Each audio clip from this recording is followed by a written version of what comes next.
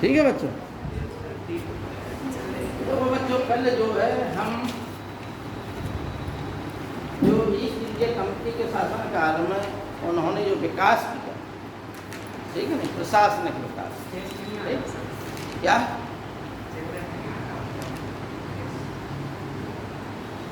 Board नहीं आ रहा, आपका चेहरा नहीं आ रहा, इतना इधर से आ रहा है बस।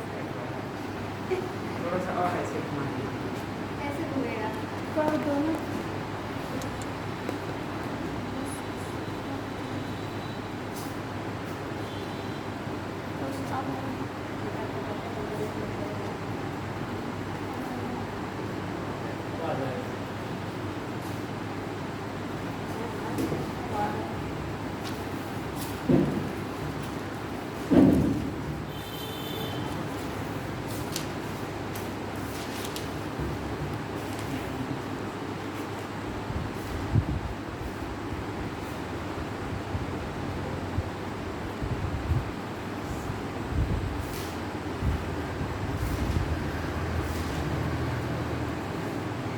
जो है पत्रकारिता से संबंधित बातें पढ़ा रहे थे आप लोगों को। जो परीक्षा उपयोगी है, सिविल सर्विस की परीक्षा में आते हैं, तो उसी से संबंधित आगे लिखाएंगे।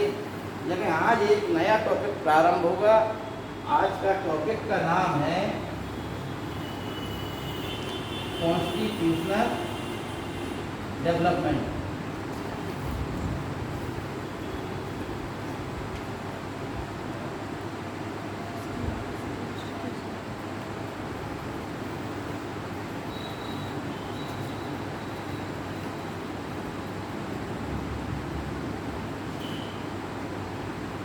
ठीक है ना, कॉन्स्टिट्यूशनल डेवलपमेंट यानी ब्रिटिश भारत में किस प्रकार से संवैधानिक विकास हुआ, इस संबंध में आज आप लोगों को बताएंगे और इससे महत्वपूर्ण जो तथ्य हैं वो आप लोगों को दिखा देंगे। ठीक है ना। तो सबसे पहले आप लोगों को पत्रकारिता से संबंधित हम लिखा रहे थे, तो एनी बेसेंट के आप लोगों ने लिख लिए थे।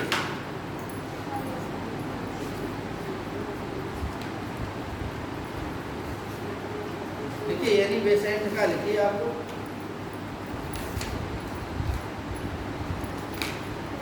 कॉमनवेल्थ और न्यू इंडिया,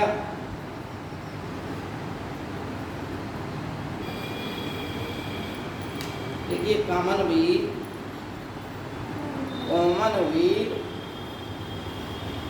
और न्यू इंडिया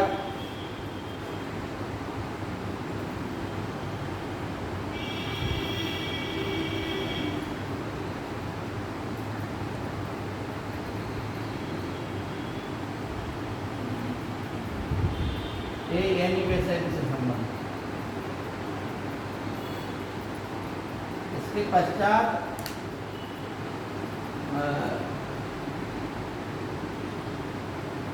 महात्मा गांधी का है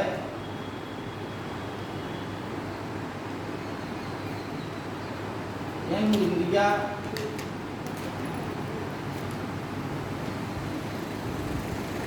हरिजन नवजीवन। ये यंग इंडिया 1919 में निकाला था महात्मा गांधी, हरिजन 1933 में निकाला था।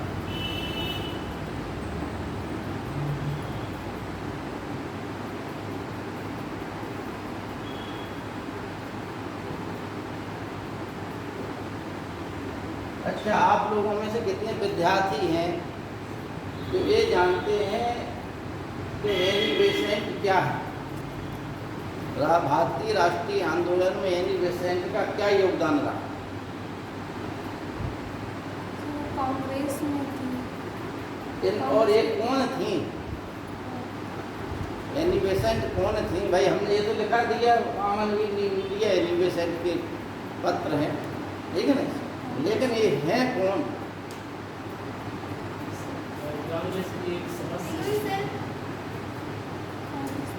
ठीक है, देखिए आपको बता दें, एनी बेसेंट एक आयरिश लेडी थी, ठीक, जिसे हम कहते हैं ग्रेट ब्रिटेन। ग्रेट ब्रिटेन में 3 या 4 देश मिलकर एक देश का नाम है जिसे हम कहते हैं ग्रेट ब्रिटेन। ठीक है ना। कौन कौन है? स्कॉटलैंड, आयरलैंड और इंग्लैंड, ठीक है ना, इनको हम सम्मिलित रूप से क्या कहते हैं, ग्रेट ब्रिटेन, ठीक, या इनको हम सम्मिलित रूप से यूनाइटेड किंगडम भी कहते हैं, ठीक। इसमें वहीं की आयरलैंड की रहने वाली एनी बेसेंट थी। जब 1875 में कर्नल हेनरी अलकाट और एक कौन थी, मैडम बिलावा टस्की, ठीक है ना, इन दो लोगों ने मिलकर एक संस्था की स्थापना की जिसका नाम था थियोसॉफिकल सोसाइटी, ठीक। 1893 के आसपास इसका जो है मुख्यालय कहाँ बनाया गया, भारत में, ठीक। भारत में इसका कार्यालय बनाया गया और उसी से संस्था से संबंधित एनी बेसेंट थी, तो एनी बेसेंट भी भारत चली आई, ठीक। क्योंकि वो जो है एक आध्यात्मिक महिला थी, भारत के लोगों की संस्कृति से इतनी घुल मिल गई कि लोग बाग ये कहने लगे कि ये महिला जो है पूर्व जन्म में हिंदू रही होंगी, इसलिए इनमें उस प्रकार के संस्कार हैं, ठीक। अब इनका राष्ट्रीय आंदोलन में भाई क्या योगदान है, ये तो इनका धार्मिक वो हो गया, इनका कार्य क्षेत्र हो गया, लेकिन भारतीय राष्ट्रीय आंदोलन में इन्होंने महिलाओं से संबंधित उत्थान के कार्य किए, ठीक।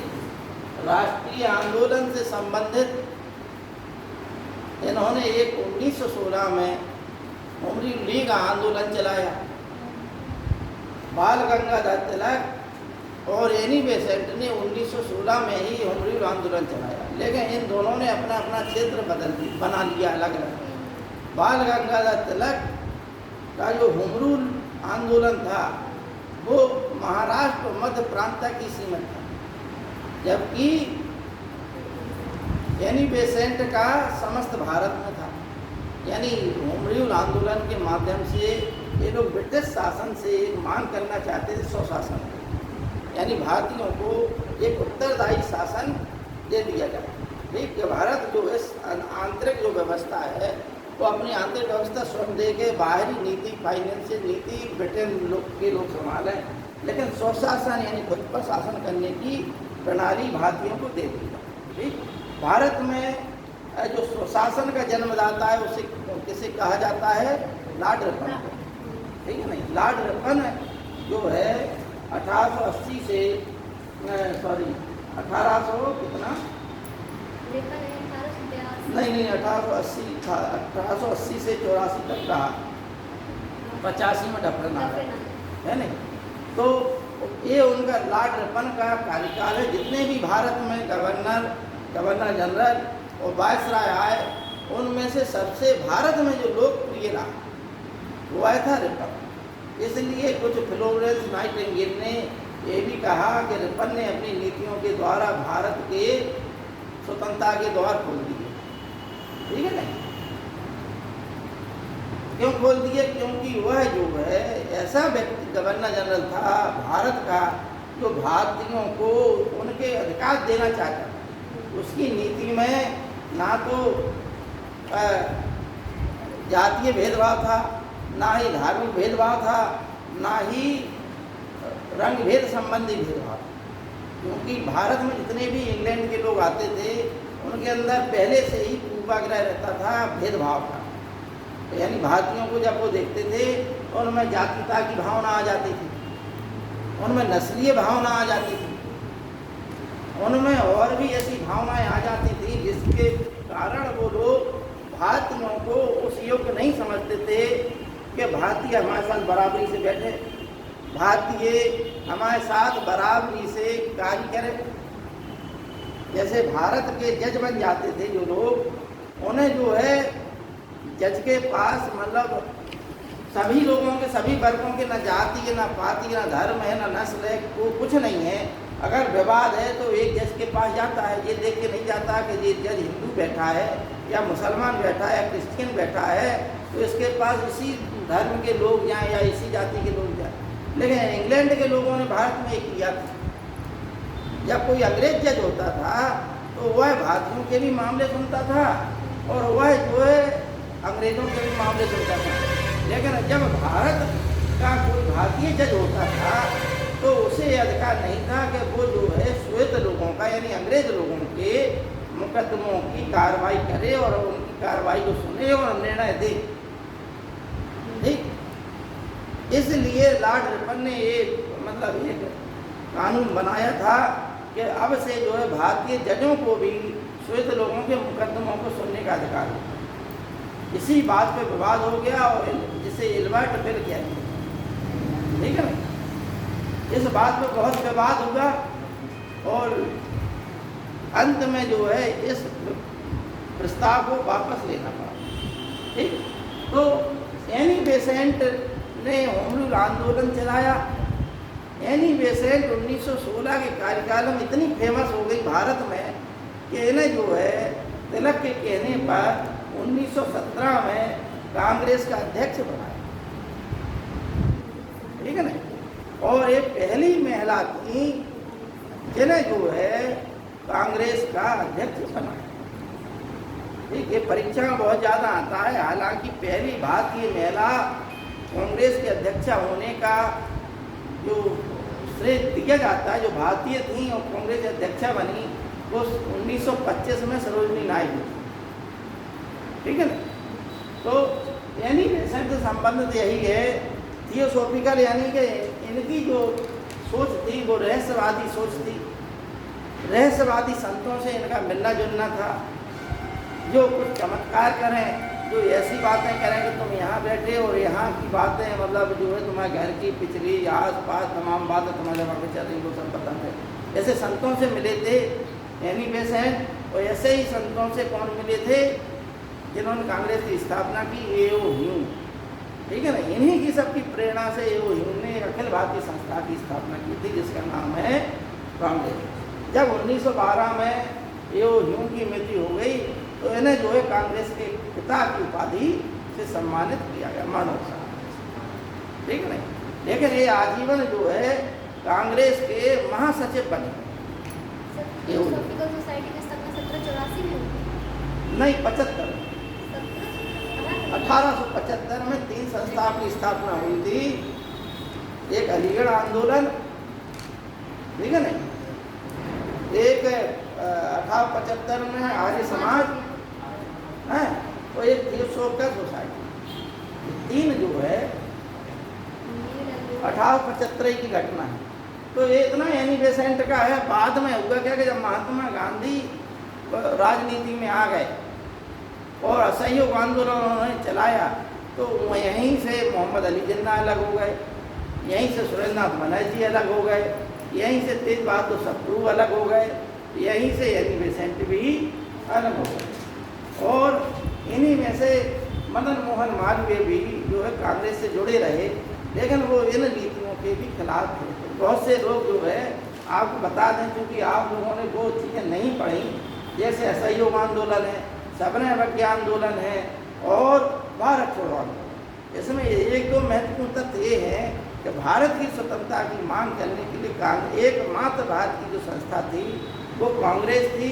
बकाया हिंदू महासभा, बकाया कम्युनिस्ट पार्टियां जितनी भी थी, बकाया बाबा साहब भीमराव अम्बेडकर साहब, ठीक, आरएसएस, मोहम्मद अली जिन्ना, ये सब जो है कांग्रेस की नीतियों के खिलाफ थे और कांग्रेस स्वतंत्रता की मांग करती थी और एक कांग्रेस के विरोध में जाते थे। ठीक, भारत छोड़ो आंदोलन के दौरान भी ये सब लोग जो है कांग्रेस के खिलाफ थे। ठीक है ना, गोलमेज सम्मेलन में भी ये सब लोग कांग्रेस के खिलाफ थे। यानी सबको जो है जितने लोग थे ये सब अपनी अपनी मांगें कर रहे थे, लेकिन भारत की स्वतंत्रता की मांग कोई नहीं कर रहा। तो ये तथ्य भी आता है, जैसे हिंदू महासभा है, मोहम्मद अली जिन्ना हैं और मदन मोहन मालवीय जी हैं। उस समय मदन मोहन मालवीय जी का इतना बड़ा योगदान नहीं है विरोध में जितना तेज बहादुर सप्रू का। ये उदारवादी थे। ठीक, कम्युनिस्ट पार्टियां जो रूस से संबंधित थी, रूस प्रथम और द्वितीय विश्व युद्ध में क्या है कि इंग्लैंड का मित्र था, अतः कम्युनिस्ट पार्टियां कांग्रेस की विरोधी हुई, क्योंकि कांग्रेस ये चाहती थी कि पहले भारत को स्वतंत्रता दे। फिर कांग्रेस जो है कि आपका समर्थन करेगी द्वितीय विश्व युद्ध में, ठीक है ना। तो ये तथ्य है।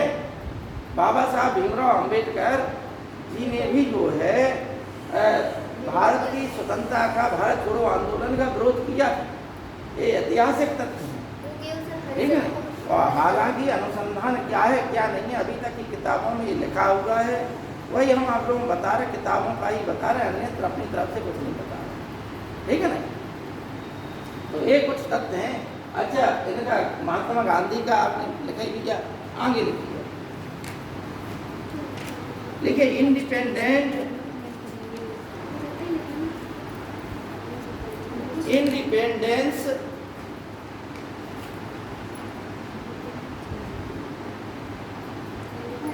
इंडिपेंडेंस अंग्रेजी में चलाया था इलाहाबाद से मोतीलाल नेहरू ने।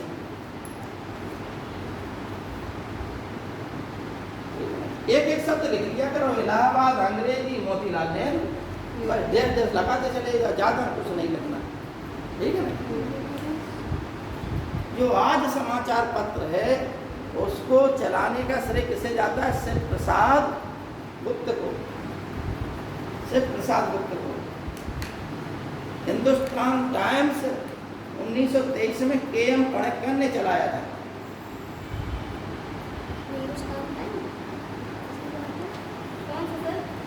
हिंदुस्तान टाइम्स जो है के.एम. पणक्कर ने।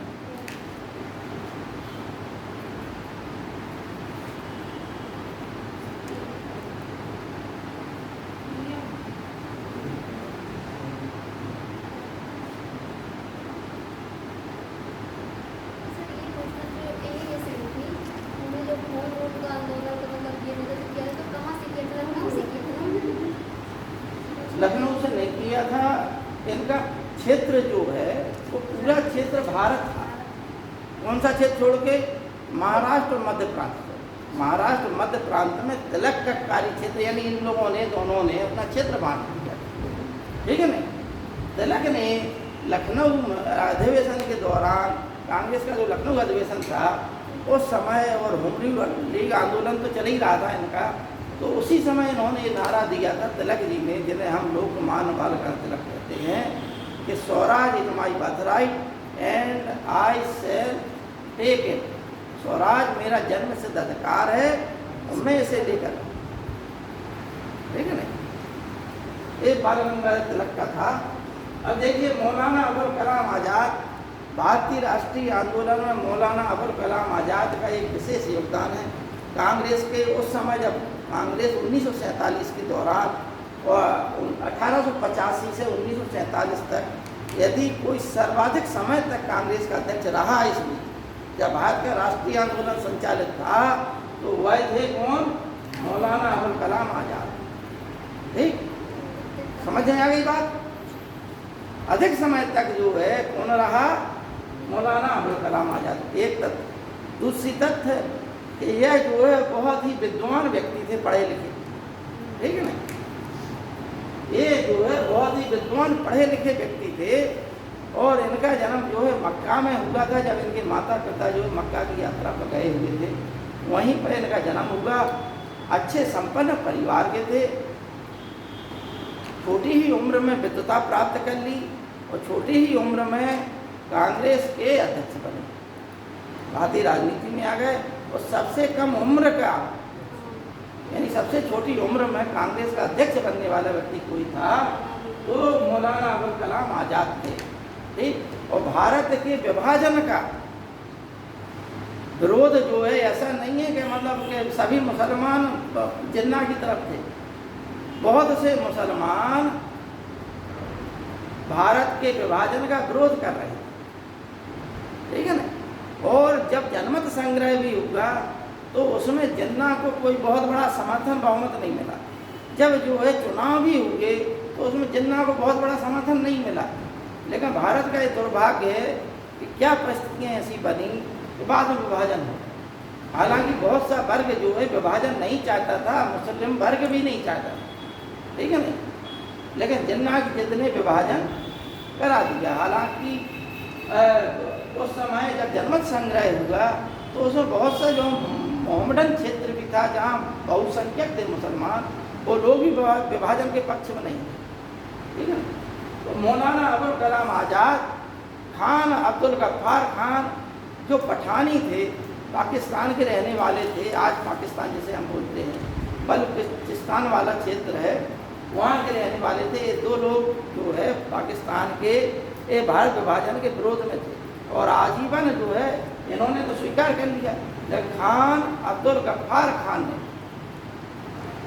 जिन्हें हम इनकी उपाधि सीमांत गांधी, ठीक है ना, उन्होंने आजीवन इस विभाजन को स्वीकार नहीं किया।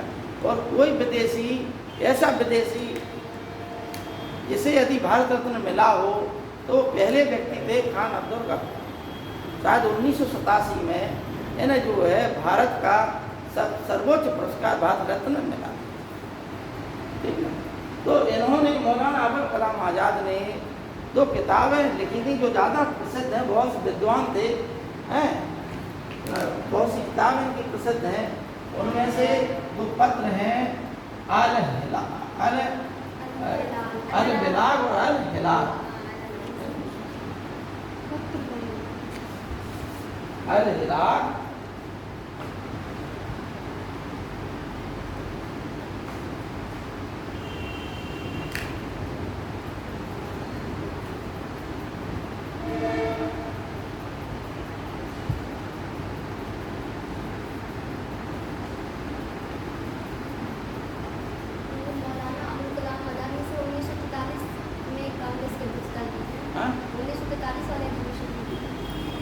हाँ, ये जो है जब भारत छोड़ो आंदोलन चलाया गया, उस समय भी ये भारत कांग्रेस अध्यक्ष अध्यक्ष थे, और 1945 तक लगातार रहे,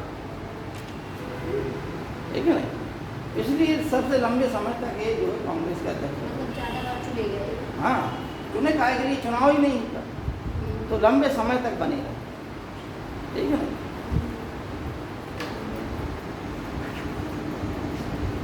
चुनाव नहीं हुआ, इस वजह से जो है एक इनका कार्यकाल लंबा हो गया। अब लिखिए आप लोग, कामरेड और हमदर्द। कामरेड और हमदर्द ये 2 किताबें मोहम्मद अली की।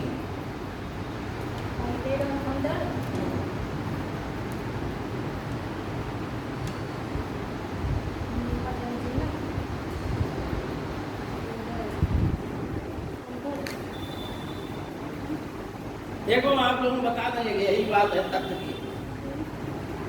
खिलाफत आंदोलन के दौरान बहुत से, चूंकि खिलाफत आंदोलन 1919 में चला था। क्यों चला था? क्योंकि ब्रिटेन ने तुर्की के साथ विश्वासघात किया, ठीक। भारतीय मुसलमानों ने ये पक्ष रखा था कि आप तुर्की के खलीफा के साथ कोई आप व्यवहार ना करें, ठीक। लेकिन जब जो है प्रथम विश्व युद्ध में इंग्लैंड वाला पक्ष जीत गया, तो उसने खलीफा को हटा दिया। हालांकि वहाँ जन विद्रोह हुआ, कमाल पाशा जो है बन गया, लेकिन खलीफा का पद उन लोगों ने समाप्त कर दिया, हटा दिया खलीफा को। तो खलीफा जो है मुस्लिम समुदाय का सबसे बड़ा धर्मगुरु माना जाता था। इसलिए भारत के जितने मुसलमान थे वो अंग्रेजों से रुष्ट हो गए, और उन लोगों ने खिलाफत आंदोलन अंग्रेजों के खिलाफ चला। इसी खिलाफत आंदोलन की बागडोर बाद में महात्मा गांधी दी गई। इसमें शौकत अली, मोहम्मद अली, ये 2 प्रमुख जो है भाई महत्वपूर्ण थे। अब समझना, एक शौकत अली, एक मोहम्मद अली। ये मोहम्मद अली जिन्ना नहीं है, ये मोहम्मद अली अलग हैं, वे मोहम्मद अली जिन्ना अलग, ठीक है ना। समझ आ गई बात? देखो, जिन्ना के बारे में एक महत्वपूर्ण तथ्य बता दें कि जिन्ना है, चाहे सर सैयद अहमद खान है, ये लोग का प्रारंभ जो है एक राष्ट्रवादी नेता के रूप में, ठीक है ना। ये हिंदू और मुसलमानों दोनों के पक्षकार थे, और दोनों को समान दृष्टि से देखते थे।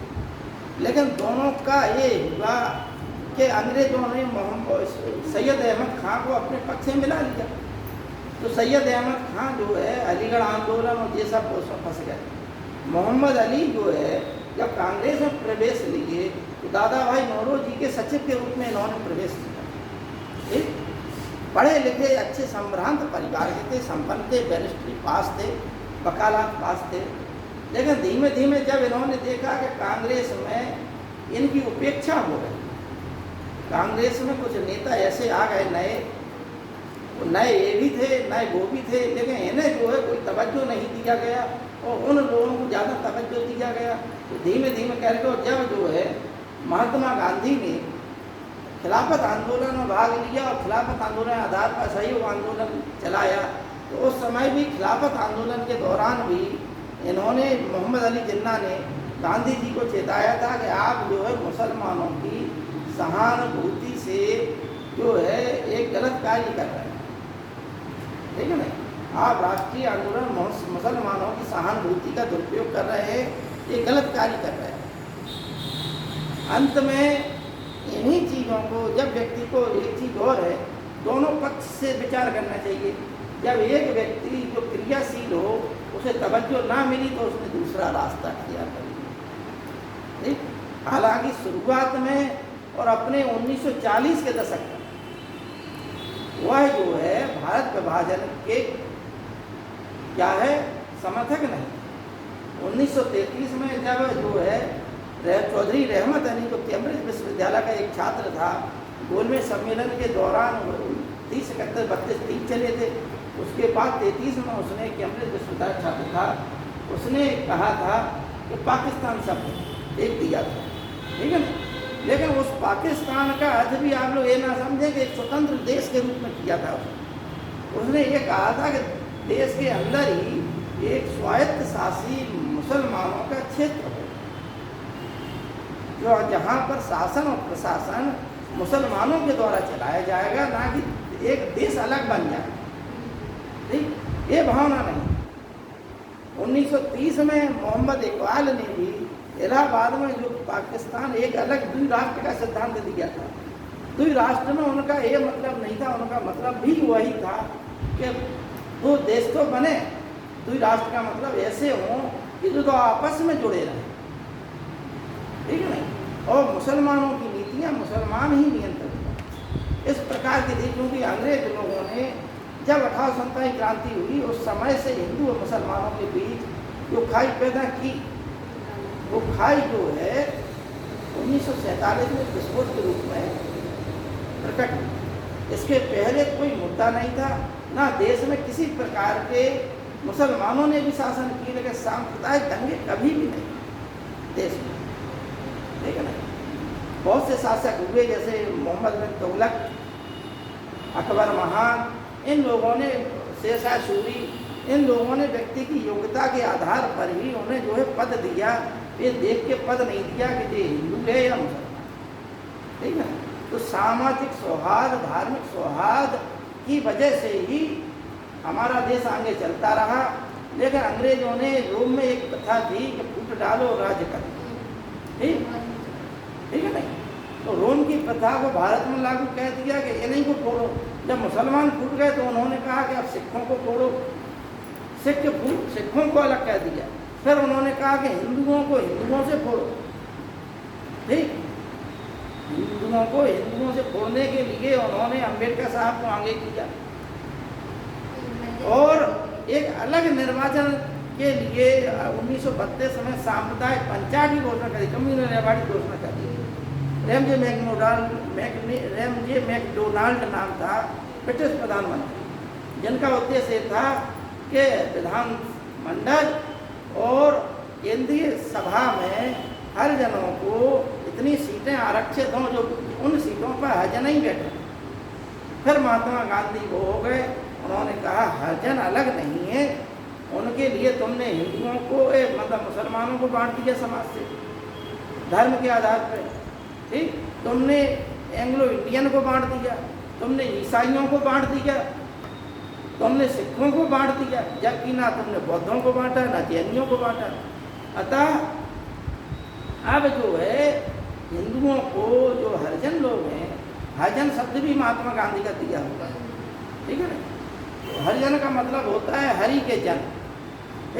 एक उनके प्रति सम्मान सूचक शब्द था, लेकिन बाद में इस पर आपत्ति हुई तो ठक्कर बापा ने बहुत पहले एक शब्द दिया था आदिवासियों के लिए, अनुसूचित जाति अनुसूचित जनजाति, उसको ही हमारे संविधान में बना दिया गया।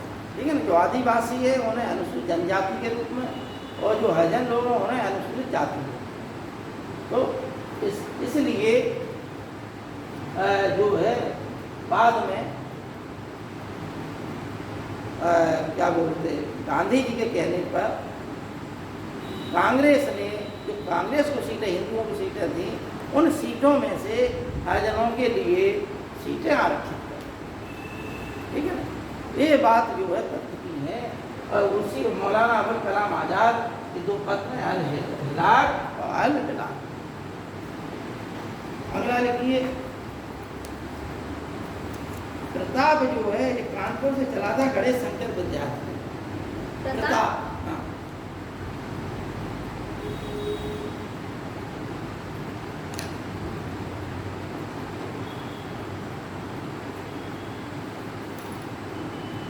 ये कैसा पता था सर?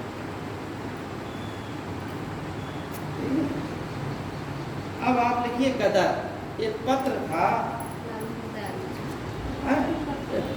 सैन फ्रांसिस्को से चला था, अमेरिका के 1913 में चला था। ठीक,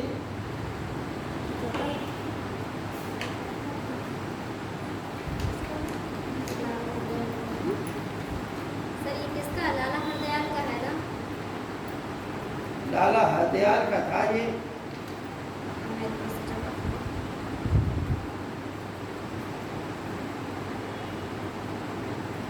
और इसी पत्र के माध्यम से, यानी इसका पहला संस्करण उर्दू में छपा। किसमें छपा था? उर्दू में। बाद में जनवरी 1914 से पंजाबी, हिंदी, अंग्रेजी, मराठी, गुजराती और पश्तो में भी ये चला।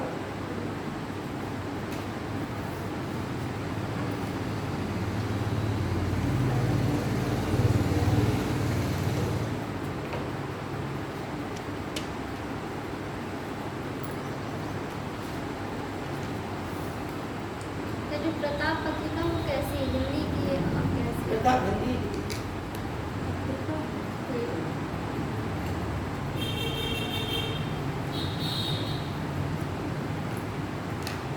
देखो बच्चों, इसमें से तमाम पुस्तकें हैं, ये हमने पत्रकारिता का आप लोगों को लिखाया है हमने। अब आगे का आप लोगों को कॉन्स्टिट्यूशनल डेवलपमेंट पढ़ा। ठीक? भारत में ईस्ट इंडिया कंपनी एक व्यापारिक संस्था के रूप में प्रवेश किया था। मुख्य उद्देश्य प्राचीन समय से ही भारत और यूरोप के व्यापारिक संबंध रहे। प्राचीन समय भारत में जो मुख्य चीजें थी वो कपड़ा था भारत का और मसाले, दो चीजें प्रमुख। यानी जब यूनान की सभ्यता थी तब भी भारत से मसाले आयातित होते थे। काली मिर्च को यवन का नाम दिया गया। यवन प्रिय थी, यवनों को बहुत प्रिय थी काली मिर्च, इसलिए इसका नाम क्या हो गया? यवनिका। ठीक, ये मसाले जो है इतनी डिमांड थी इनकी कि जब यूनान की सभ्यता समाप्त हो गई तो उसी सभ्यता पर खड़ी हो गई रोम की सभ्यता। तो रोम की सभ्यता में जो है मसालों के साथ साथ भारत का कपड़ा भी जाने लगा, मलमल। और भारत के लोग इसके बदले में वहाँ से सोना लेते थे, सेस्टस मुद्रा थी उनकी, तो सोने की मुद्रा लेते थे। तो वो रोम का, और रोम क्या कहता था? अन्य देशों से लूट खसूट करता था। ठीक, उन देशों से लूटता था और विलासिता का जीवन जीता था। देखो समाज में हमेशा से कार्ल मार्क्स को आपको एक बार अच्छे से समझ लीजिए तो समझ में आ जाएगा कि प्रारंभ में समाज जो है, जो आदिवासी समाज होता है, उसमें रिक्वायरमेंट नहीं होती है। ठीक, जब मनुष्य जो है थोड़ा बुद्धि का विकास हुआ, जानवर को मारा खाया अपना, कोई रिक्वायरमेंट नहीं। ठीक, जिसे हम बोलते हैं जब मनुष्य के मन में जब गेहूँ यानी खेती कृषि करने लगा तो उसके मन में अधिशेष का सिद्धांत उत्पन्न, अधिशेष यानी बचत का सिद्धांत। जब बचत का सिद्धांत हुआ यानी रिक्वायरमेंट उसकी है नहीं, अब ये बचत का मतलब है कि बचत इसलिए कर रहा कि इससे वो अपने अन्य लोगों की अपेक्षा अपने आप को अधिक समृद्धशाली माने, अन्य लोगों की से पैसा कमाए। बचत का मतलब यही होता है, जिसके पास जितनी ज़्यादा बचत है, आय है, उसका मतलब है रिक्वायरमेंट सब रोटी सब्जी आप खा रहे, रोटी सब्जी मुकेश अंबानी भी खा रहे, कोई बड़ी बात नहीं। लेकिन उनके पास बचत ज़्यादा है, ठीक है ना। पैसा आय का स्रोत ज़्यादा है, खर्चा ज़्यादा है, लेकिन बचत भी ज़्यादा है। भाई वो अपने हिसाब से उतना ही खर्च कर रहे जितना हम लोग खर्च कर रहे हैं, लेकिन उनकी बचत बहुत बड़ी है। तो जब ये बचत का सिद्धांत आया समाज में, तो मनुष्य मनुष्य के बीच विभेदीकरण हुआ। इसके बाद जब ज़्यादा बचत का सिद्धांत आया तो इन्हीं में से क्या होगा, व्यापारी हो गए। पहले मतलब छोटा छोटी चीज़ें थी, फिर व्यापारी बन गए। व्यापारी अधिक मात्रा में मुनाफा कमाने लगे। कुछ वर्ग अलग रहा, कुछ वर्ग ये बन गया, ठीक है ना। तो जो व्यापारी वर्ग था वो छोटे लोगों को मानता नहीं था, वो गरीब ही रहे अन्य लोग। अब धीमे धीमे क्या हुआ, औद्योगिक क्रांति के पश्चात या सामंतवादी आई काल, उनके पास बड़ी बड़ी जमीनें, बड़ी बड़ी जागीरें, ठीक। तो एक बड़ा वर्ग हो गया, एक छोटा वर्ग हो गया। कब से? महात्मा बुद्ध के समय से ही एक बड़ा वर्ग था, एक छोटा वर्ग था। सामाजिक विभेदीकरण, धार्मिक विभेदीकरण था, ठीक है नहीं। इसलिए वो इन धर्मों की उत्पत्ति हुई।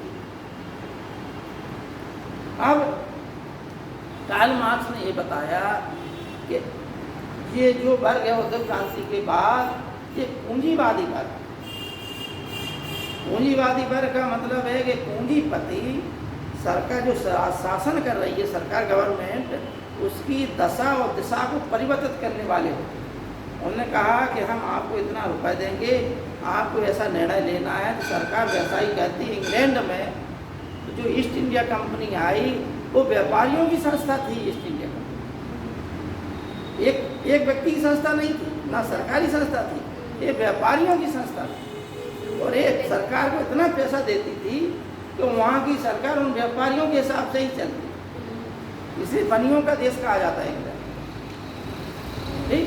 सरकार की दशा और दिशा बदलने की क्या थी नीति? व्यापारियों की, उनसे सरकार को मुनाफा मिलता है। आज के समय में हम जब देखते हैं तो आज भी पूंजीपति विद्यमान, तमाम लोग एक जगह जो है, एक व्यक्ति के पास करोड़ों अरबों खरबों रुपए, तो एक व्यक्ति रोड पर बैठा होगा भोजन के लिए तरसता। तो समाज में विभेदीकरण, पूंजीपति वर्ग हो गया, लेकिन अंत में एक ऐसे ही पूंजीपति जब ज़्यादा हो जाएंगे तो उनमें भी प्रतिस्पर्धा होगी। तो फिर क्या होगा? कार्ल मार्क्स ने बताया कि सिर्फ एक पूंजीपति, ठीक, हर देश में लगभग एक पूंजीपति होगा, वो अन्य पूंजीपतियों खा लेगा। जैसे एक मछली छोटी छोटी मछलियों खा लेती है, उसी प्रकार से एक पूंजीपति धीमे धीमे करके अन्य मछलियों खा लेगा, और वही प्रशासन को प्रभावित करेगा, जिससे जनता जो है धीमे धीमे करके उसके खिलाफ हो जाएगी, और पूंजीपति फिर जो है उसका पूंजीपति धाराशायी हो जाएगा, समाज में फिर समता आ जाएगी। ये कब की बात है? ये विकास की बात है। अभी जो चल रहा है, अभी पूंजीपतियों में संघर्ष चल रहा है। ये जो कार्ल मार्क्स ने अपना सिद्धांत दिया था, तो भारत में जब ईस्ट इंडिया कंपनी आई तो एक व्यापारिक संस्था के रूप में आई। प्राचीन समय से व्यापार था, तो इन्हें संविधान का जब ये प्लासी के युद्ध के बाद, बक्सर के युद्ध के बाद जब यहाँ बस गए, तो यहाँ पर इन्होंने संविधान का विकास कैसे किया, इस संदर्भ में हम देखें। सबसे पहले रेगुलेटिंग एक्ट उन्होंने भारत के समय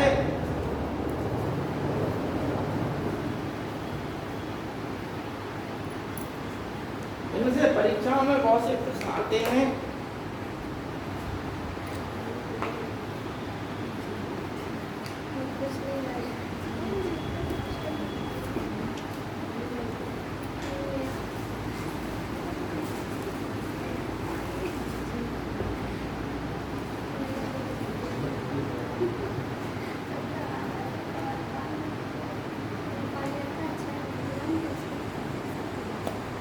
देखिए पहला था रेगुलेटिंग एक्ट।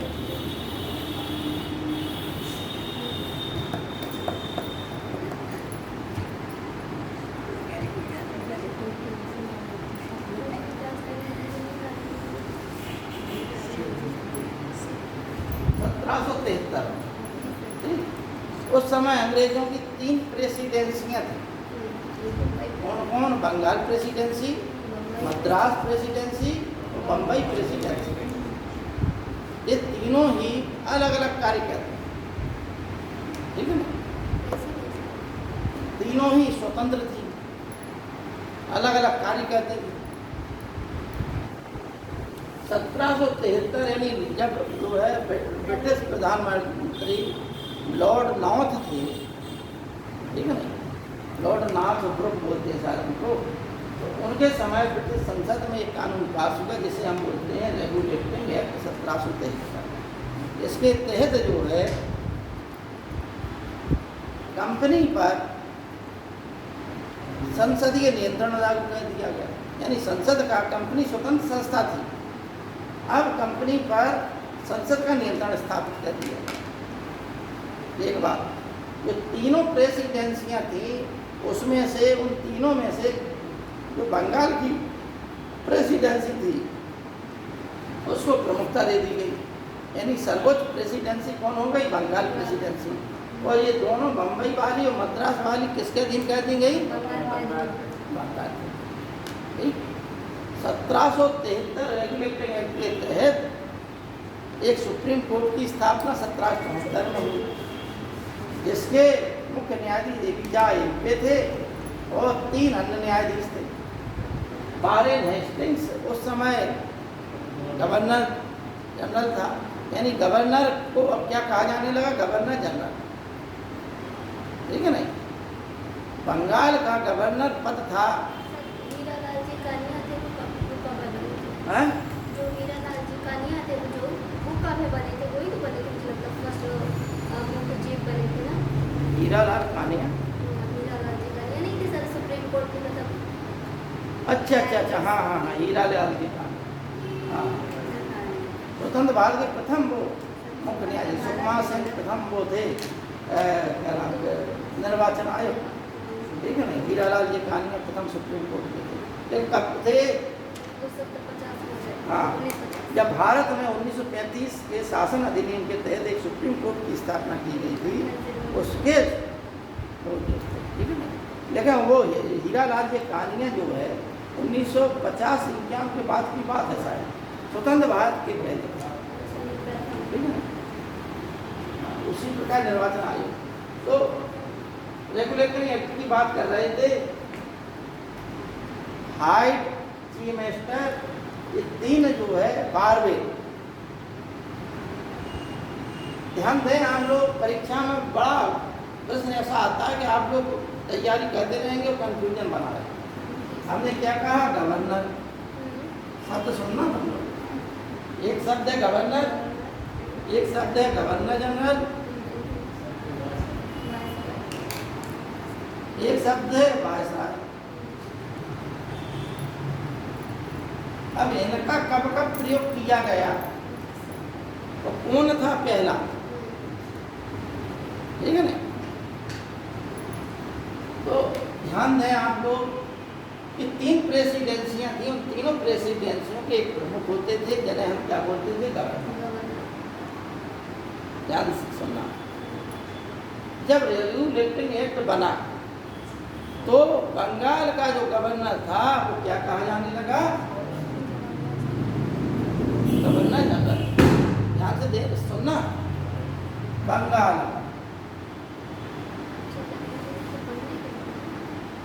समझना बात, और मतलब ऐसी बात है जिसमें कंफ्यूजन बच्चों को बहुत ज़्यादा होता है, ठीक? तो ये गवर्नर जनरल वारेन हेस्टिंग्स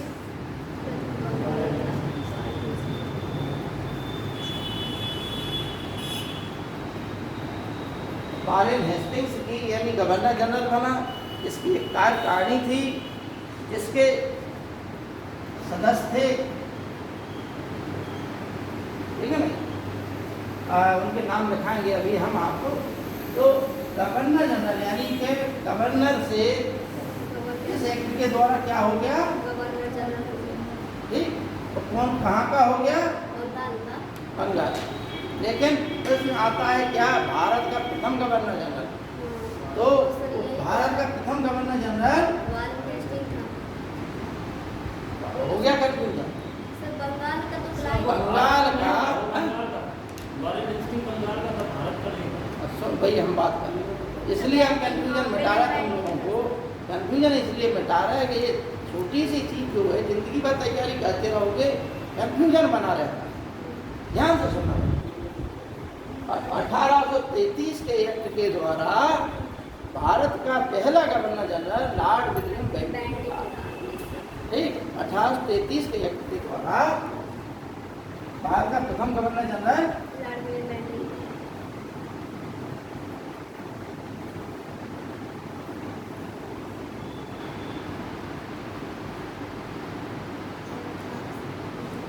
समझिए अभी बात।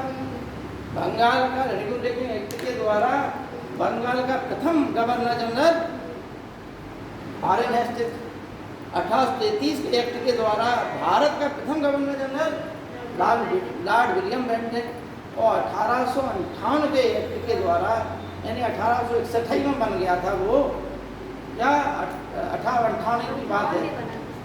ठीक, तो उसमें ये कहा गया था कि अब गवर्नर जनरल का पद समाप्त होता है। Governor general east India company का जो शासन कर रही थी भारत में, वो ईस्ट इंडिया कंपनी का शासन समाप्त होता है।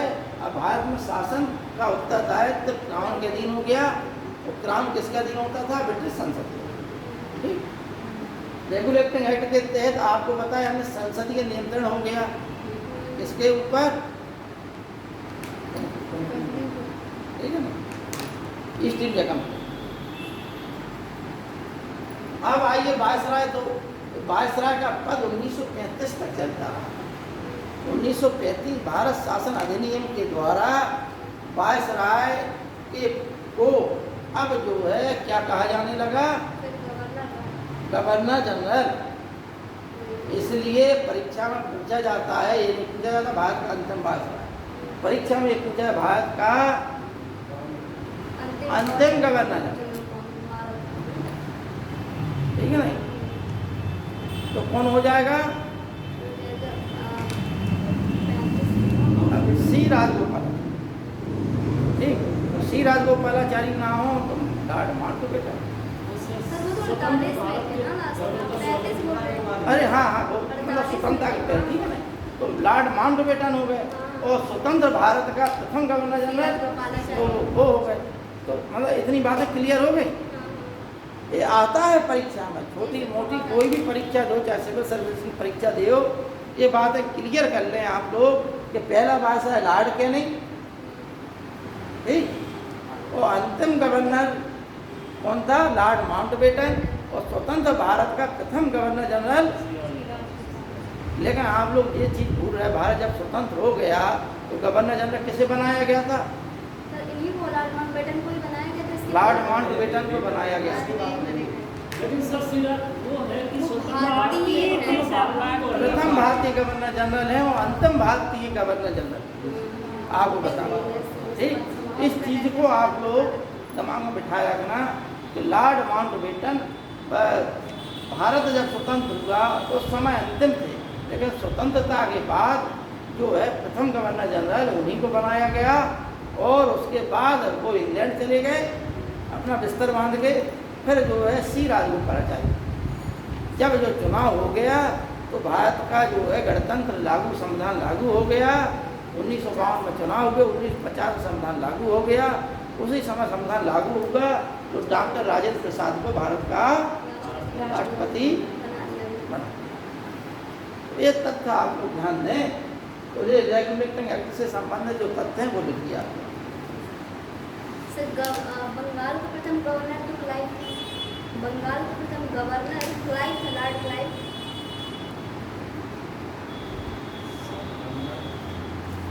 देखिए लॉर्ड नाथ ने 18 मई 1773 को लॉर्ड नॉर्थ ब्रिटिश प्रधानमंत्री थे, ठीक है। लॉर्ड नॉर्थ अच्छा, उस समय ब्रिटिश में। ने 18 मई 1773 को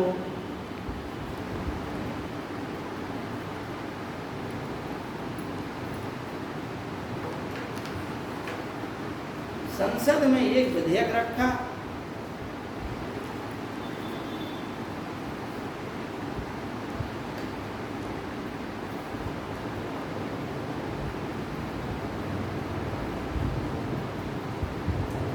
जिसे रेगुलेटिंग एक्ट कहा जाता है।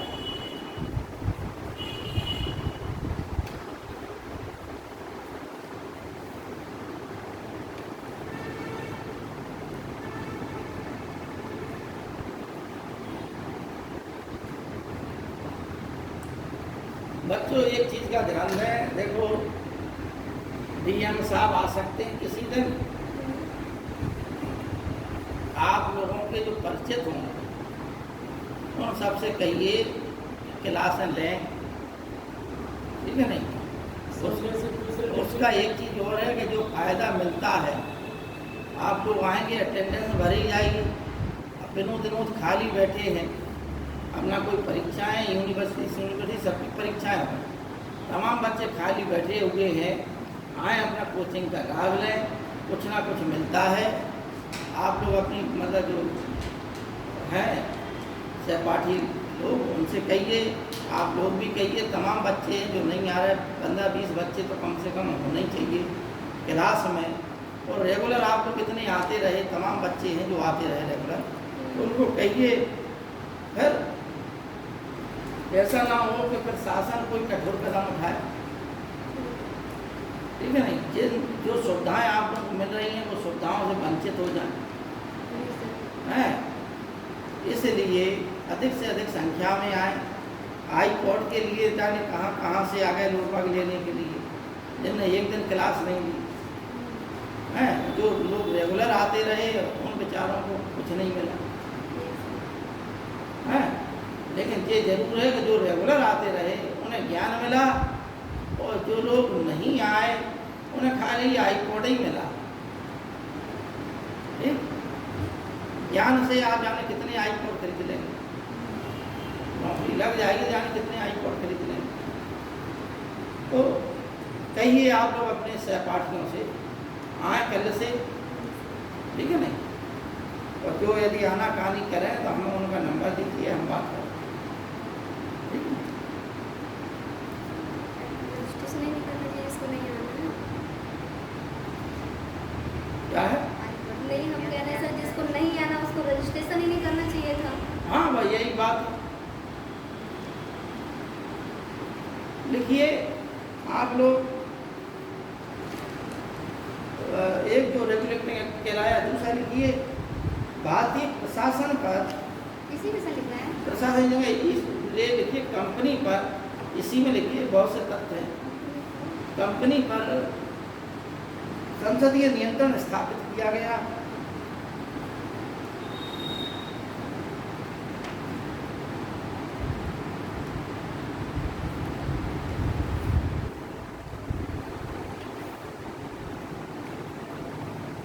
और मद्रास बम्बई प्रेसिडेंसी पर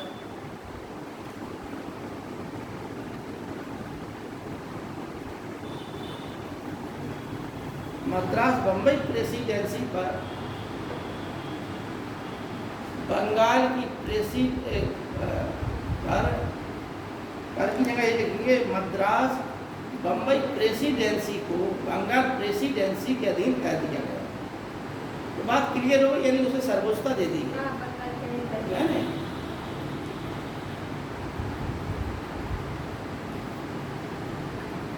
क्वेश्चन ये आया करता है कि बंगाल के गवर्नर को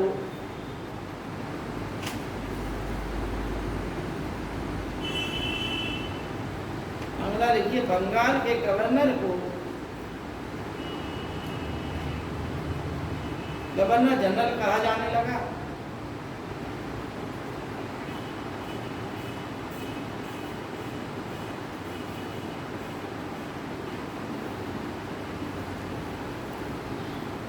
वारेन हेस्टिंग्स बंगाल का प्रथम गवर्नर जनरल।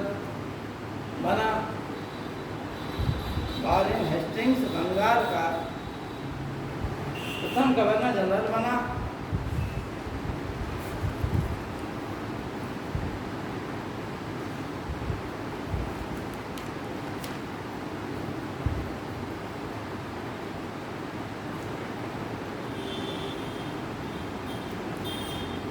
उसकी सहायता के लिए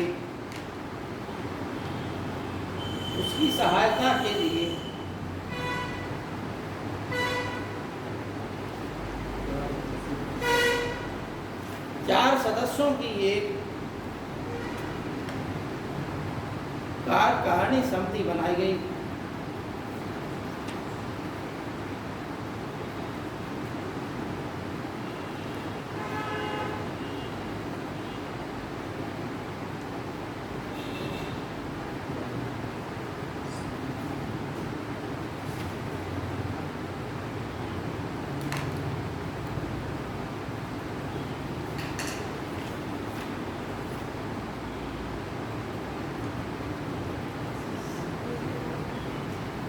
बारहवें और बारहवें वही चालू कार्यकारिणी 4 सदस्यीय कार्यकारिणी बनाई गई। इसमें फिलिप फ्रांसिस, क्लेवरिंग, मॉनसन और बारहवें। ठीक है ना, ये परीक्षा में बहुत ज़्यादा आता है। ये नाम याद कर लेना आप लोग। कार्यकारिणी में कौन कौन थे? फिलिप फ्रांसिस, क्लेवरिंग, मॉनसन और बारहवें।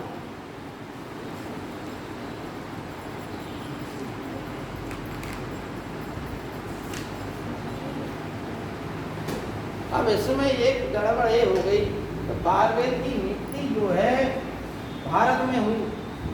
ठीक है नहीं, बारहवें का जो है वॉरेन हेस्टिंग्स का समर्थक था, क्योंकि उसकी नियुक्ति भारत में हुई थी और इन तीनों की नियुक्ति इंग्लैंड से होकर आई थी। तो ये तीनों हैं, ये इसके खिलाफ हो गए। ठीक है ना, तो बाद में इसी कारण वॉरेन हेस्टिंग्स को त्याग करना देगा। अब लिखिए आप लोग अगला 1774 में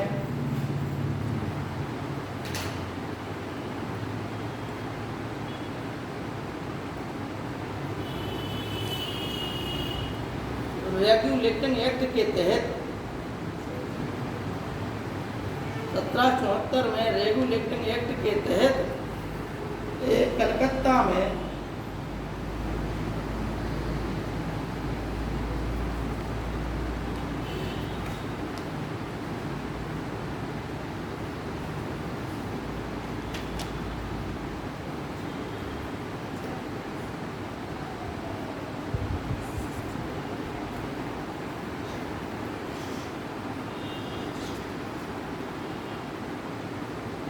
एक सुप्रीम कोर्ट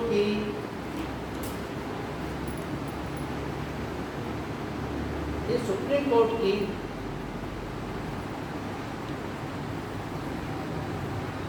स्थापना की गई।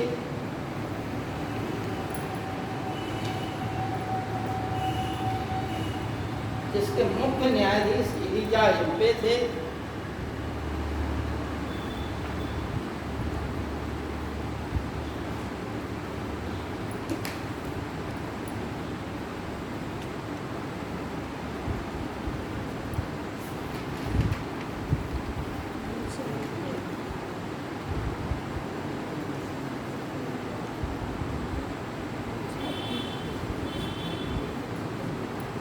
इसके 3 अन्य न्यायाधीश चैम्बर्स, लीमेस्टर और हाइट थे। चैम्बर्स, लीमेस्टर और हाइट थे।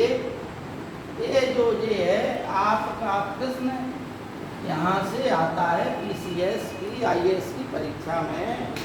कभी भी आप जो है 15-20 साल के पेपर उठा के देख लीजिएगा, ये भी आया होगा और ये भी आया होगा।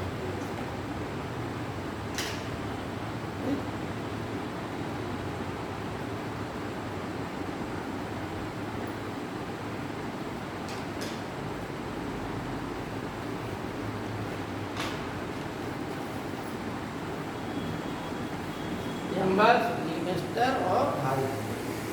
अब लिखिए आप लोग संशोधन अधिनियम 1781।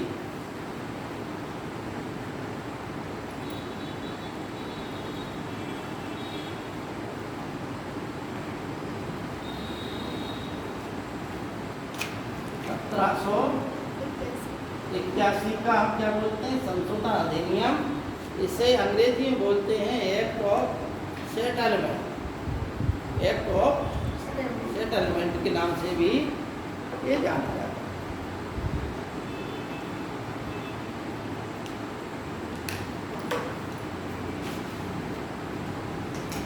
इस अधिनियम में एक ही बात प्रमुख थी।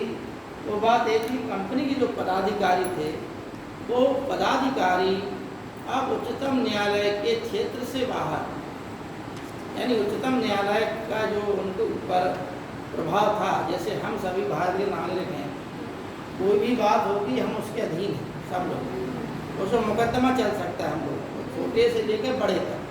लेकिन ये जो कंपनी के जितने पदाधिकारी थे, ये एक्ट द्वारा वो सुप्रीम कोर्ट यानी जो बना था उनको उच्चतम न्यायालय, उस न्यायालय के क्षेत्र से बाहर होगा, यानी वो इस क्षेत्र में नहीं है। इनसे ऊपर अगर कोई कानून चलेगा भी, कार्रवाई होगी भी, तो कहाँ होगी, इंग्लैंड। ठीक है, यहाँ जो सुप्रीम कोर्ट बना उस सुप्रीम कोर्ट की सीमा से बाहर। इसमें यही लिख लीजिए, कंपनी के पदाधिकारी।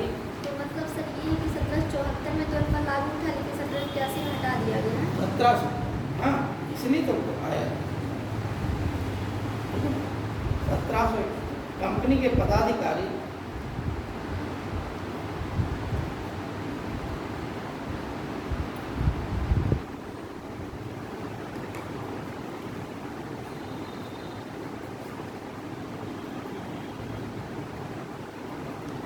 अब उच्चतम न्यायालय के अधिकार क्षेत्र से बाहर होगा।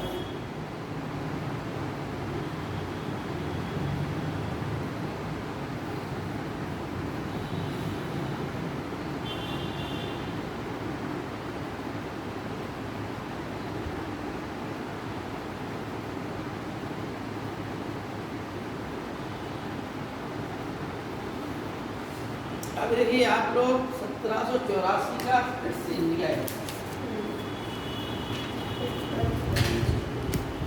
इनके नाम आप लोग याद रखिएगा। देखो मैं सन के छोटी मोटी परीक्षा में सीधा पूछ लिया जाता है, फिट्स इंडिया एक्ट किस सन में पारित हुआ, ठीक है ना। फिट्स इंडिया एक्ट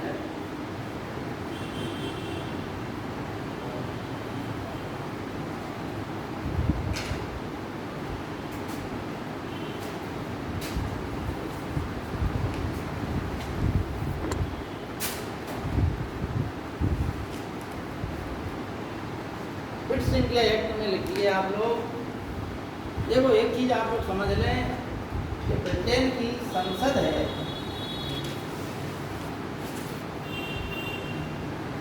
इस संसद के 2 सदन हैं। एक को बोलते हैं हाउस ऑफ लॉर्ड्स, दूसरे को बोलते हैं हाउस ऑफ कॉमन्स। ठीक, इसको ऊपर वाले को हम कहते हैं, यानी भारत के संदर्भ में देखें, इसे हम राज्यसभा कह लेंगे, इसे हम लोकसभा, ठीक है ना। बिल्कुल वही कार्य वैसा ही है, क्योंकि भारत में जो संसदीय प्रणाली है वो कहाँ से ली गई, ठीक, तो वही चीज़ें हैं, House of Lords, House of, ठीक। इसमें लिखिए इस एक्ट से पहले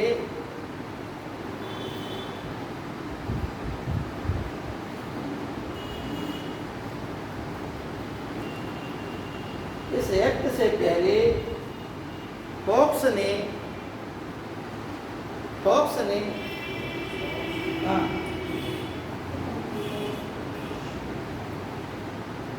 इंडिया बिल प्रस्तुत किया।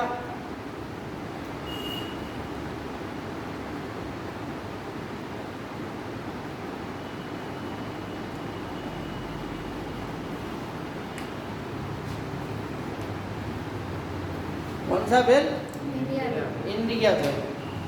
ध्यान से सुनना, ये बहुत बड़ा महत्वपूर्ण तथ्य है। तुम लोगों ने हो सकता है कि नहीं पढ़ा हो। बहुत सारा ये जो है India bill house of Commons में तो पारित हो गया, तो हाउस ऑफ लॉर्ड्स में नहीं होगा। अतः फोक्स और नॉर्थ की जो मिली जुली सरकार थी वो सरकार गिर गई। और ये पहला अवसर था ब्रिटिश की संसद में, और अंतिम अवसर था। ये पहला अवसर था और अंतिम अवसर था जब भारत के मुद्दे पर ब्रिटेन की सरकार गिर गई। समझ आ गई बात? यह पहला अवसर था और यही अंतिम अवसर था जब भारत के मुद्दे पर ब्रिटेन की संसद गिर गई। क्योंकि ब्रिटेन की संसद जो सरकार बनी हुई थी वो मिली जुली सरकार थी, जिसके प्रमुख नेता थे फॉक्स और नॉर्थ। ठीक, इसमें लिख लीजिए आप लोग, यही बना लीजिए। ये जो इंडिया बिल है इसमें पारित हो गया, इसमें पारित नहीं होगा। ज़्यादा कहानी लिखने की क्या जरूरत है, समझ में आई गई आप लोगों को। इंडिया बिल था,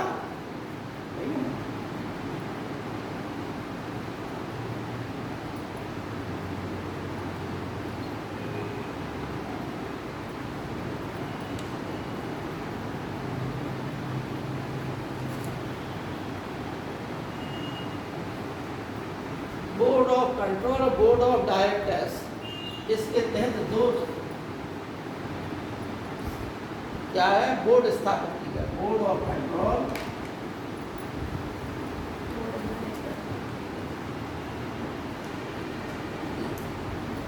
बोर्ड ऑफ डायरेक्टर्स।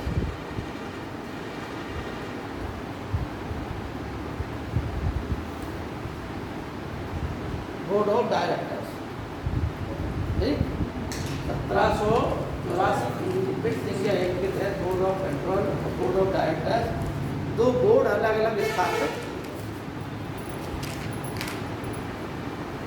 अब लिखिए 1786 का एक्ट। सर 1781 का एमेंडमेंट एक्ट में ना हो गया था। हाँ 1781 के वो हमने बता तो दिया था, एक ही तथ्य था उसमें। ये सर बोर्ड ऑफ कंट्रोल और बोर्ड ऑफ डायरेक्टर, ये British India act, British India act के तहत जो है ये दो बोर्ड बनाए गए थे, board of control, board of directors. ठीक, तो इनका काम जो है भारत पे शासन करने का था, और शासन जो है विभाजित कर दिया गया। कुछ विषय इनको दे दिए गए और कुछ विषय इनको दे दिए गए। राजनीतिक मामले डायरेक्टर्स को दे दिए गए और वित्तीय मामले बोर्ड ऑफ कंट्रोल को दे दिए गए। ठीक है ना? तो इसको ला कर ये क्या किया कि सुप्रीम कोर्ट का काम है बंटवा दिया है या लॉर्ड्स का? अरे भाई कोर्ट न्याय वाला काम थोड़ा भी, प्रशासन वाला काम। ठीक है। प्रशासन कैसे वैसा बांट हाँ? भाई यहाँ पर प्रशासन, भारत का जो प्रशासन है उस प्रशासन को के लिए उन्होंने क्या किया कि बोर्ड ऑफ डायरेक्टर्स राजनीतिक मामले देखेगा। बाद में जो राजनीतिक चीज़ें हैं उनसे संबंधित मामले और उस पर विचार विमर्श कौन करेगा? डायरेक्टर्स। और ये जो करेगा बोर्ड ऑफ कॉमन क्या नाम है कंट्रोल, वित्तीय मामले देखेगा। ठीक है। अब ये 1786 का एक्ट, सर 1784 के फिक्स में सर लॉर्ड कॉर्नवालिस ने सर अपने लिए कुछ नहीं माना। हाँ लॉर्ड 1784 के सर फिक्स में लॉर्ड कॉर्नवालिस ने सर ये बोर्ड ऑफ डायरेक्टर्स बनने की सुनी। कॉर्नवालिस बेटा उस समय नहीं था, 1786 में होगा कॉर्नवालिस, जिसमें कॉर्नवालिस के कहने पर 1786 का एक्ट पारित हुआ था। और इस एक्ट में कॉर्नवालिस को अध्यादेश जारी करने की शक्ति दे दी गई। ठीक है ना? यानी उसे जो है कोई भी कानून भंग कर दे, वो सर्वोच्चता जो होती है गवर्नर जनरल को सर्वोच्चता प्रदान कर दी 1786 के। लेकिन 1786 का एक्ट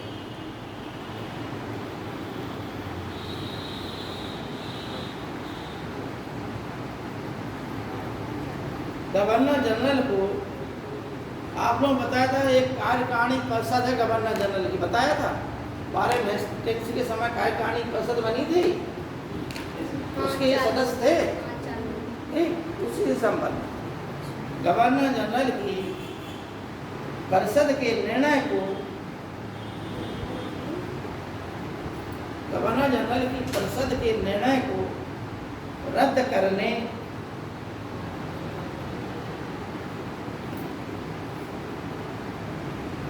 ठीक, यानी जो परिषद होती थी बारेन हेस्टिंग्स के समय क्या हुआ, ये 3 लोग बारेन हेस्टिंग्स कोई मुद्दा लेके आए तो ये 3 लोग विरोध किया था, कोई मुद्दा आगे बढ़ ही नहीं पाए, यानी पारित ही ना हो पाए। क्यों? क्योंकि ये 2 लोग पड़ जाते, बारेन हेस्टिंग्स बारवेल एक साथ थे, ये 3 एक साथ थे, तो इससे बड़ी वो हुई। इस चीज़ को इसने कॉर्नवालिस ने समझा, तो उसने क्या किया, कार्यकारिणी के परिषद के निर्णय को भी, अगर कार्यकारिणी परिषद के लोग किसी मैटर को पारित नहीं कहते हैं या कोई मैटर पारित भी कह देते हैं तो उसको निरस्त करना और अपने निर्णय को पारित करना, ये अधिकार कॉर्नवालिस को मिला। ठीक, यानी परिषद के निर्णय को रद्द करने तथा अपने निर्णय को लागू करने का अधिकार गवर्नर जनरल कॉर्नवालिस को मिल गया। परीक्षा में प्रश्न आता है कि कौन सा ऐसा गवर्नर जनरल है जिसे अपने परिषद के निर्णय को रद्द करने का अधिकार मिला, परिषद के निर्णय को रद्द करने तथा अपने निर्णय को पारित करने का अधिकार गवर्नर जनरल कॉर्नवालिस को मिल गया। अब बताओ अब क्या कंफ्यूजन है? तुम बार-बार कॉर्नवालिस भी कह रहे हो, बार-बार 1784 क्या था? कॉर्नवालिस का कार्यकाल इधर था ही नहीं 84। 1786 कंफ्यूजन तो 86 का अलग। अब लिखिए 1893 का चार्टर एक्ट,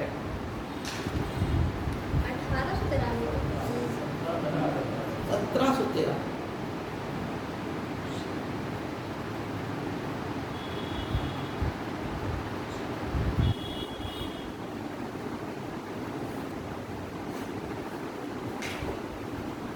अब 93 से क्या होगा, ध्यान दें, यहाँ से एक चीज बनी कि अभी तक देखें, ध्यान दें आप लोग, 73 बना, 73 के बाद 81 में आया, 81 के बाद 84 में आया, 84 के बाद 86 में आया, यानी सालों का कोई क्रम निश्चित नहीं है। जो साल है, ईयर है, वर्ष हैं, उनका कोई निश्चित समय अवधि नहीं। ठीक, अतः यहाँ से एक उन्होंने नियम बनाया, अब से जो भी कानून बनेगा, जो भी अधिनियम बनेगा वो हर 20 साल बाद, तो एक अधिनियम को 20 साल के लिए बढ़ा दिया गया। तो जो भी विचार विमर्श होगा वो तो 20 साल बाद बनेगा, उस पर निर्णय होगा कि बढ़ाना है या नहीं बढ़ाना। तो यहाँ से देखिए, एक तो काम ये हो गया, दूसरा काम ये होगा 1793 चार्टर एक्ट के द्वारा ये जो क्या नाम है इसका, बोर्ड ऑफ कंट्रोल के जो अधिकारी होते थे उनको पैसा भारत से मिलने लगा, जो भारत की निधि थी उससे मिलने लगा। ठीक, समझ आ गई बात? ये 2 काम हुए थे। देखिए, कंपनी के अधिकारों को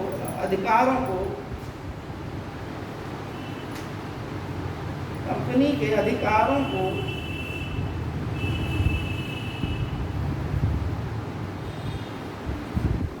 20 वर्ष के लिए बढ़ा दिया गया।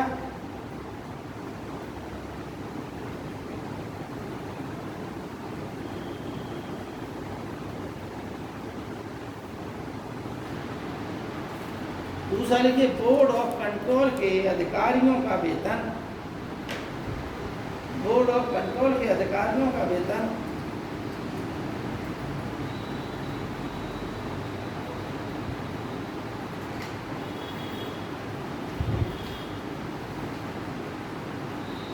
भारतीय कोष से मिलने लगा।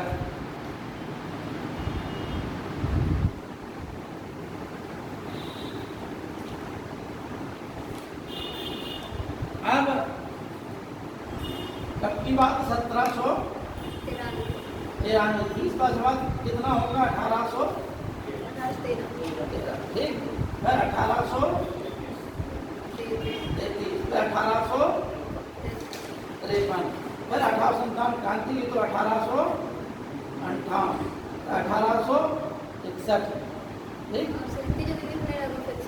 हाँ लेकिन अब हम चूंकि अभी यहाँ पर ठीक है ना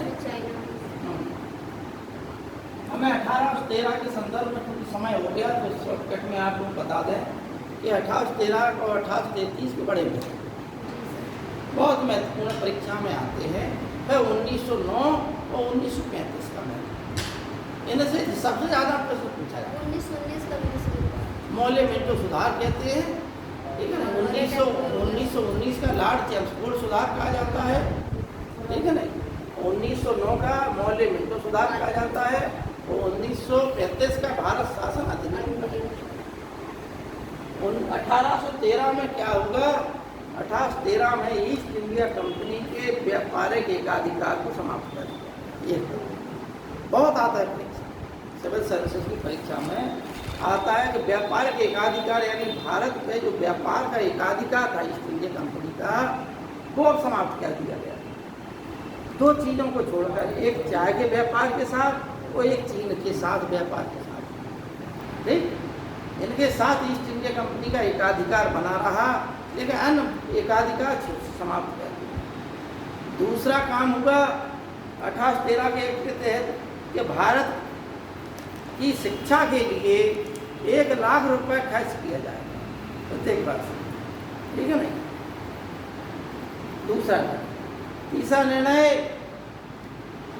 कि ईसाई मिशनरियों को भारत में आकर ईसाई धर्म के प्रचार प्रसार की अनुमति मिलेगी ईसाई पादरी आए भारत में अपने धर्म का प्रचार प्रसार करें चौथी अंग्रेज लोग भारत में आकर यहाँ बसें और अपने व्यापार को चलाएं लेकिन उसके लिए यहाँ बसने के लिए और व्यापार करने के लिए उन्हें लाइसेंस लेना अनिवार्य कर दिया गया ये 1813 के थे इसके बाद कल इससे आगे लिखा दिया जाएगा आप लोगों को और जो भी टॉपिक होगा कल पढ़ा दिया जाएगा ठीक है बच्चों।